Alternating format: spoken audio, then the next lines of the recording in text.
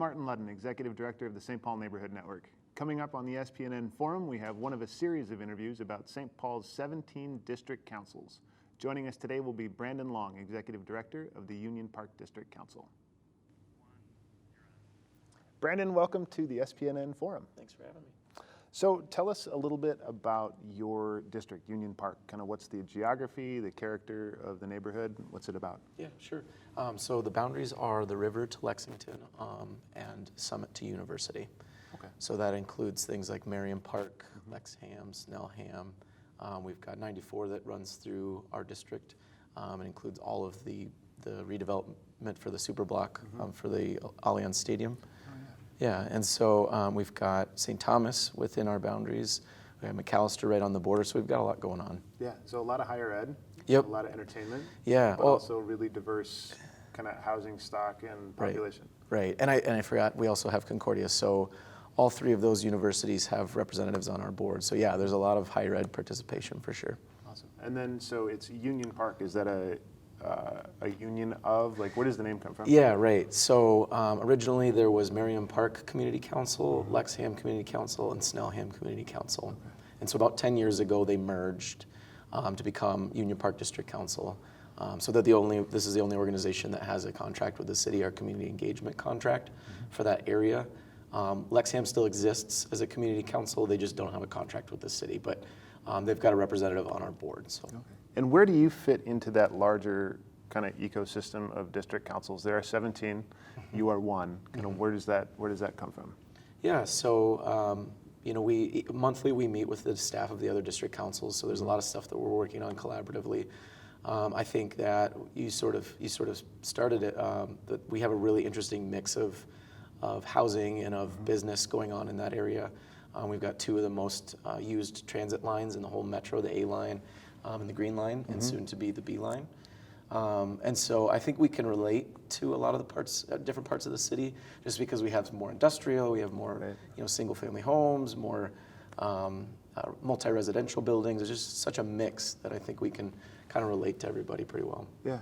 So day to day, kind of in the operations, like what's your role as the executive director of a community council? Well, like I said before, I don't ever plan my day because I never know what it's going to be. But it's everything from making sure that we have agendas out for our committees. We've got 4 committees: land use, transportation, environment and parks, and neighborhood involvement. So it's making sure that those committees are set up with their agendas and their meeting places, as well as our board meeting once a month. But it's also things like grant writing, fundraising, event planning. It runs the gamut. Yeah. So where do you talk about grant writing and fundraising, where do you get most of your revenue? Where do your funds come from? So the majority of our funds come from the city, but we are about 40,000-ish short of what we need for our operating budget each year. So we do get some funds from the High Winds Fund at McAllister. We get some funds from St. Thomas, and then the remainder really is just up for us to write grants for. So yeah, it's a yearly struggle. And then so you talked about you have 4 committees. What's the scope for those committees? So the land use committee is actually called the Committee on Economic Development and Land Use and Economic Development. And so we're looking at things like new developments that are coming in, variances that may be going before the city that a new developer wants 10 more feet to their building. We would maybe weigh in on that. But also on the economic development side, we've been trying to do more of that. We've got a lot of new businesses coming in. Yeah. We've got a lot of businesses there on Selby at Snelling, so we'd really like to be supportive of them. One of the things that I've been doing in my role has been trying to get the different business associations on the west side of the city. So that's West 7th, Grand Avenue, Highland, Selby at Snelling, Summit Hill, trying to get them together so that they can kind of be a support system. Right. I know that they have their individual struggles as organizations just because they've got businesses to run. Yeah. So it's hard for them to have the capacity to do more. So that's kind of where we hope to help them with that kind of thing. Transportation's pretty self-explanatory. Anytime, for instance, if a new building comes in, they need a traffic demand management plan, they'll come present that to us. We'll definitely be talking about Ide Mill Road. Yep. That's a big one. So that's coming down the pipe. And then environment and parks, we deal with anything from park improvements to park programming. Okay. So we've got Merriam Park Rec Center, we've got Dunning, we've got Aldine, we've got, there's one more of them for Denoyer Park. So, and we'll have the future Midway Peace Park right over there by Skyline near Lexington and Target. So one of the things that we do as part of that programming is our ice cream peanut butter and jam. This year will be September 14th. Awesome. From noon to 4, and we have bands, we give away free ice cream, free Izzy's ice cream. We have a silent auction, all sorts of stuff going on. Yeah. So, and where is that? So that's at the Marion Park Rec Center, yeah. And so down to things like we manage some of the low to no mow areas where we're putting grass seed that doesn't need to be mowed on the property, all sorts of stuff. And then our neighborhood involvement, we're really trying to get that up and running. It's a relatively new committee. So we're still trying to figure out kind of what the whole scope to that is. So those committees, where do they fit with kind of broader city governance? I mean, you have a role to play in transportation, you have a role to play in land use, but do those committees have veto power, or do they make recommendations, or how does that work? Yep, it's purely an advisory role when we're talking about things that might be weighed in on city council. So right now, for instance, there's a project at 411 Lexington, the Wilder Foundation selling a plot of land, formerly the Iceberg, where all the snow gets piled. Yep. But they're selling that to a developer named Lattice, and so we've had a series of meetings. We've tried to, since it's on the border of 3 other district councils, make sure to invite those community members in. We're really facilitating that conversation and then passing along those recommendations to the city. Okay. And then do you have, in addition to those committees, you have a board as well, right? Right. So there's a 21-person board. Wow. It's a large board. We've got 11 people that are grid reps, so they're by geography.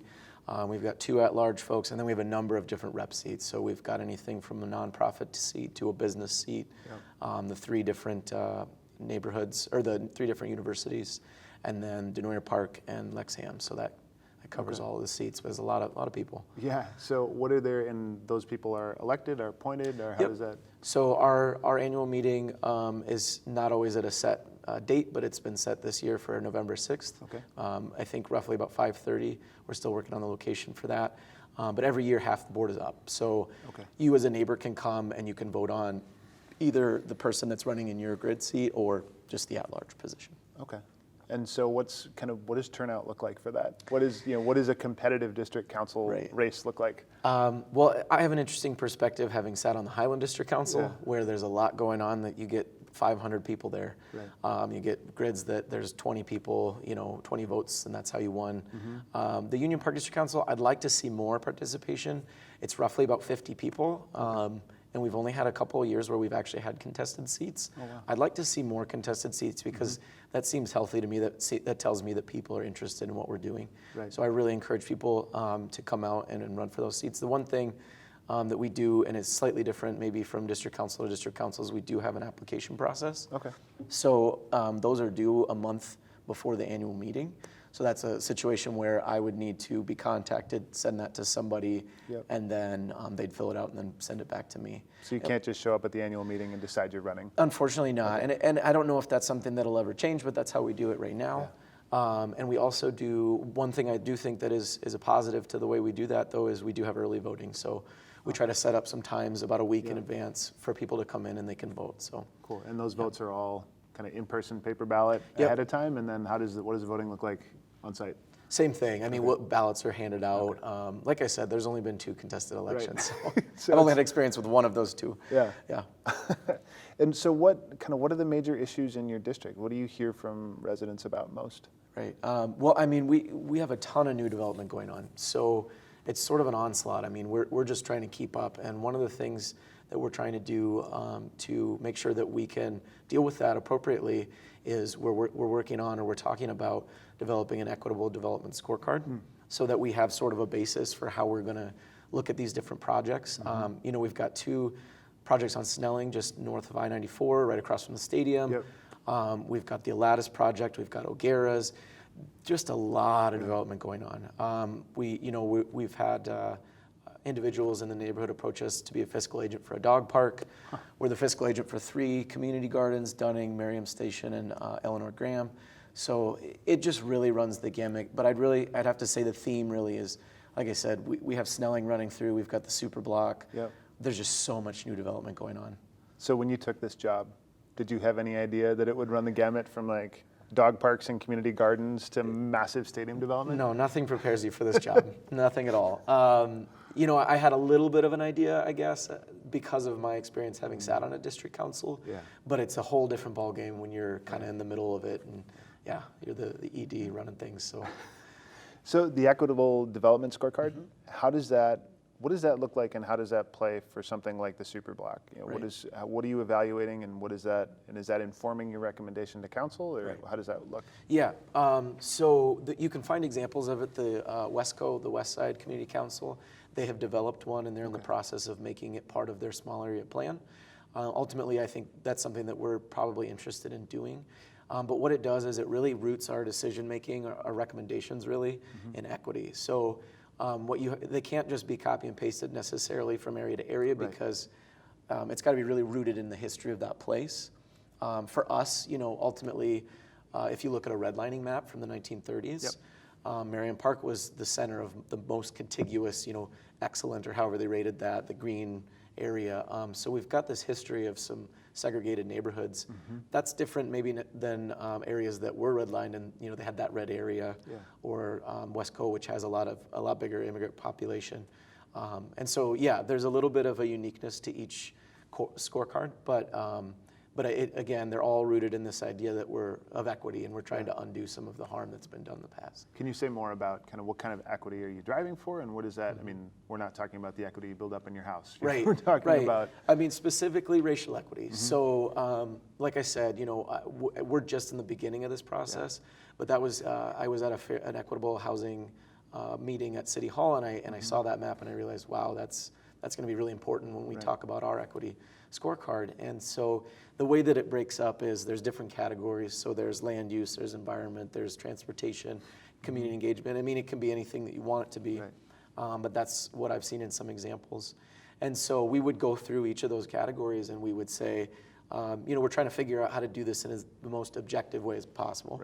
But you might have a sliding scale of 1 to 5, and you rate their affordable housing. How much do they plan to build in that project? And you'd give it that score, and then you'd total it all up, and ultimately, you'd be able to give a letter grade, essentially, which could be, I think, valuable when we send recommendations to the city. And frankly, I think it would help the city, help us in our credibility, and have the city take us more seriously if we had something that was more consistent. So we're really interested in doing that. Yeah, to have a process that you can point back to. So do you see, because this is still a work in progress, right? So do you see this as something that you would work with the developers on ahead of time? Absolutely. Or is this, okay, so it would be a transparent process? Yeah, and what from talking to Wesco, one thing that they've found is, developers might not necessarily like everything that's in it, but they do appreciate knowing what to expect. And so that would actually, I think, be really helpful to just anybody involved. And it right off the bat establishes what our values are, so that we can communicate that in a really nice, concise way to a developer. Yeah. So this would not be like developer comes out with a plan, you rate it, you send to the city council. Right. I mean, ultimately, like I said, with Wesco, if they were to add it as an addendum to their small area plan, then a city planner at City Hall would say, okay, well, this is part of their small area plan. I'm going to hand that to you, and you have it before you even contact them. Cool. So, do you have a sense for kind of the development that's happening now, that's already underway? How does that rate? Is it meeting what you want to see in the district? I mean, it's hard to say since we don't have that scorecard, so I can't really say that objectively. I will say one thing that we're facing in our neighborhood is a lack of affordable housing. Part of that comes from the lack of a universal definition of affordability. So developers will come in and they'll say, we're going to build units at 60% AMI. The normal average person doesn't know what that means. AMI is area median income, and part of the problem is that when they use that metric, the area that they're using is Ramsey County, or a larger area, even that possibly, where the area median income is $90,000 to $100,000. Wow. When you compare that to the city median income, that's around more like $60,000. So, affordable housing should only be 30% of someone's income. So we're already sort of starting skewed when we say 60. Plus, we're not using the correct necessarily numbers that are more applicable to us. So I would say that's one area that we're really concerned about, and we're trying to figure that out. Do you have stats for so if AMI for the city is $60,000 a year, Do you know what it is for Union Park? I don't remember off the top of my head. I mean, I'm going to assume that it's similar. Yeah. You know, we're a more an affluent area, at least in the Marion Park neighborhood. But we also have Skyline Tower, which is the largest HUD subsidized building. You know, the side of Chicago. It's gigantic. Wow. So we have this real diversity of income in our neighborhood for sure. I've never heard it broken out that way because, yeah, I mean, if you're using AMI for Ramsey County and you're going 60% of AMI, that's only bringing you to the median. Well, yeah, I was looking the at city. I was looking at the graph and the numbers that I have, and 60% AMI was 100% CMI, city median income. Right. And so part of that challenge and part of the good part of the scorecard is that it would establish that. We would establish what we value and where we think affordability is, so that a developer, when they come in, they're speaking our language and not speaking their language and confusing people. Right. But you know, even for them, I mean, that lets them know this is how I should be speaking, and this is what they're going to understand. So, have they been receptive? You know, we've sort of started to try it out at this Alatis project over at 411. We didn't have a scorecard, but we did break out into sort of category based on a scorecard that we were using. And you know, I think that they appreciated some of the clarity for sure. Right. I would say, you know, I know I'm really focusing on that affordability piece, but there's a 0% vacancy rate on 30% AMI housing in the city. So it's, I mean, a lot of housing people that I speak with, it's an epidemic. So, you know, we haven't heard really much from them about what they're going to do other than 60% AMI. But you know, they did latch on to this idea of maybe a business incubator space in the bottom. So it did help kind of guide their thinking a little bit. Are we going to get everything we want? Probably not. Right. But the more we institutionalize that, I think the more powerful it is. Yeah. So who else you've had, and so it sounds like you've had some luck partnering with developers. Who else kind of on the business side or community side, who are your best partners in the community? You know, every project that we have going on right now is a different developer. So it's apples and oranges. It's kind of hard to compare. You know, we've got Ryan Companies that is building the O'Gara's redevelopment. We've got Scannell and Wellington, which are those two developments on Snelling, and then Alatis over at Lexington. So they're all different. It's hard to say. You know, I have been pleased that they've at least met with us. You know, I am really proud of the two Scannell projects, or Wellington and Scannell projects over on Snelling, because of the meetings we were able to have with them. They've agreed to give out $50 go-to passes with each new lease. So you know, the idea being you're building near transit, but let's make sure to really connect people to it. And a go-to pass for $50, it's not something you throw away. No. You use it, and then you're like, oh, I can recharge this? That's great. Yeah. So I was really proud of that. I thought that was really cool. So we do, even if we don't get us everything we want, you know, I feel good about some of the success we've had over the last year. So, what else would you point to? Kind of, what are you excited about? What have your successes been? What are the wins? Well, okay, so that's a perfect question, and that the Community Benefits Fund around the stadium. So this is something that we've been working on for some time, with originally with the Ward 1 and Ward 4 City Council offices. It's something that was spelled out in the Community Benefits Agreement with the team or the developers, and we've gone through an engagement phase where I think we've got something like 900 responses to what people want to see this fund be. And then we've sort of moved on to the stakeholder engagement phase. So we're trying to engage potential funders. I will give Concordia a big shout out because they have already donated $10,000. Wow, nice. First one to put money in that fund. And the way that we envision this working is it would be a fund that is really, there'd be a community oversight committee. So it would be really run by community. Yep. But it would maybe live, and we've been talking to St. Paul Foundation, and we're in the works of trying to set this up with them. But the money would live there. But since they can't take anything under $5,000 as a donation, we've established that Hamlin Midway Coalition would take that money, bundle it, send it to them, and then Union Park, our role would be to help. It'd be more like a grant-making process. Yep. So we'd be kind of dispersing those funds. And we're really excited because we really want to run the gamut between placemaking, beautification, and some of this anti-gentrification work. It's not enough money maybe for housing anti-gentrification, but certainly for businesses.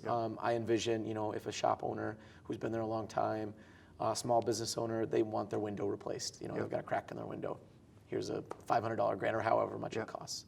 So I'm really excited about that. That's probably the biggest thing we're working on right now. Yeah, so that would be that money, so targeted to community. And so you said small business help, but also area beautification? Kind of what does that look Right. like? So if somebody had like an art project, like a mural project, or a pollinator pathway, or wayfinding, so this would be open to just random community members to apply for. Could be organizations, could be businesses. We really want to leave that pretty open. We haven't yet solidified what the geography this covers is, but we've just sort of roughly at this point been saying probably like a half-mile radius around the stadium. Okay. And the intention really is this money isn't for the Superblock. Development will go there, investment's going to go there.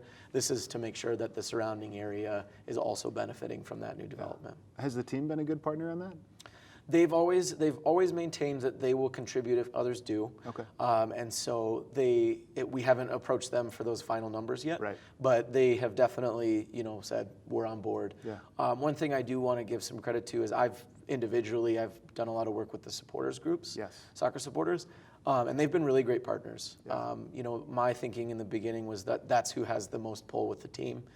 And we did get 4 of the different supporters groups to sign a letter in support of this. So Dark Clouds, True North Elite, Dark Glitterati, and Red Loons. Nice. I want to make sure to give them all credit.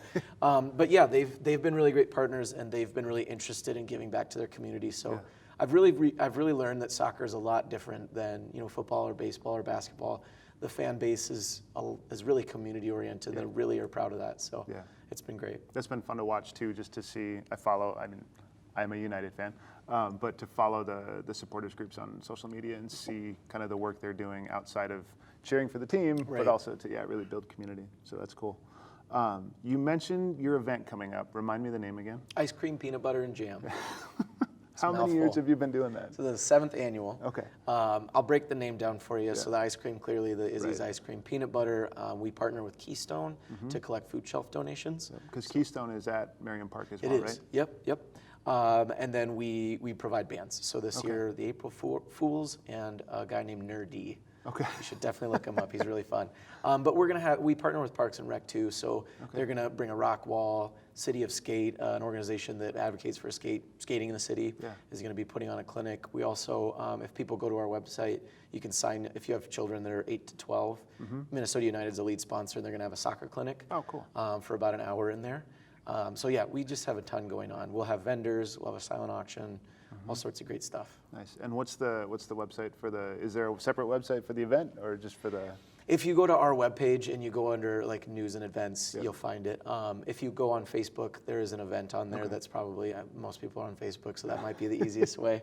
So it's 7th annual Ice Cream, Peanut Butter, and Jam. Has all that information. You can RSVP. We'd love to see. What is your website? So ours is unionparkdc.org. Okay, cool. And any other events coming up? At the moment, not anything super solid. We've been doing these slow rolls around the neighborhood to kind of get people out biking in the neighborhood. We've done 2 of them now. One of them we partnered with Matt Groveland Community Council. We're thinking maybe doing something in the fall, like a fall ride. So people can stay tuned to that. One of the things that I'd maybe like to explore as we do that in a bigger issue area is the Midtown Greenway extension. So that's another thing that we've been working on. We've, from the beginning, been advocates of that. The Midtown Greenway has a coalition, has an organization with an ED.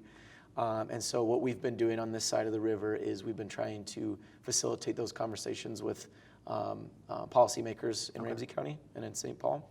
Although the bridge from the Midway into St. Paul is entirely in Hennepin County. But I really want to maybe schedule a time for people to kind of explore what that'll look like and the possibilities, because that's a really exciting project as well. So just again, if people want to get involved with Union Park District Council, what are the ways they can do that? Right, so the committees themselves are open to anybody. So if you come to 3 committee meetings in a row, you are a voting committee member. With the board, you're just not on the board. So I think that's a really great way to kind of get your feet wet. If you want to know what time those meetings are, that's all up on our website, so you can go check that out. Each committee has its own little section on our website, so you can kind of see, and we try to update it with what we're working on right now. But we really welcome anybody to come, and if they have their own issue or their own project that they want to work on, the sky's the limit. I'd really love to enable them to do that. And like I said, we really want people to apply on November 6th, well, a month prior to that. So if they were to email me, brandon@unionparkdc.org, I'd love to give them the application so that they can fill that out. And I'd love to meet with them as well. We've been doing prospective board member meetings for people that may or may not be interested at this moment, but just to kind of get a feel. I mean, it can be intimidating if you haven't sat on a board before. It's not, and I want to help break that down. So, I'd love to meet with people one-on-one. We've been doing these. We might do another one before the annual meeting. We don't have a date set yet, but yeah. Do you have volunteer opportunities outside of kind of committee or board service? Absolutely. So we've been trying to do a lot more with renter engagement. So 50% of Union Park, as well as 50% of the city, is renters, and so we can use a ton of help with that. There's always opportunities to flyer buildings or flyer houses for meetings to make sure that community are coming together and giving their input on projects. We need a small army for ice cream, peanut butter, and jam. Specifically, we're trying this year to make it zero waste, so we could use more people on our green team. But yeah, I mean, in terms of being involved outside of being on a committee, really it's whatever you want to make of it. So people will come to me and they'll, for instance, we're going to be working on the school board forum with you all, with SPNN. And that came out of somebody contacting me, just a random neighbor, and she said, I'm really interested in this, and we made it happen. Well, and we're happy to do that with you. Yeah, I'm very excited. So like I said, I mean, contacting me is probably the best way to get started. I can direct people to a million different places. I've got a million ideas. I love everybody's idea. I want to make it work. You on social media? I am. Me or Union Park? Union Park. Yeah, it's probably better. Union Park DC. It's at Union Park DC, I believe, on Twitter. Okay. We also have an Instagram of the same title, and then if you just search Union Park District Council on Facebook, you can find us as well. Cool. Well, thank you very much. Absolutely. This has been the SPNN Forum. My guest today was Brandon Long, Executive Director of the Union Park District Council. And for more information, you can go to www.unionparkdc.org. Thanks.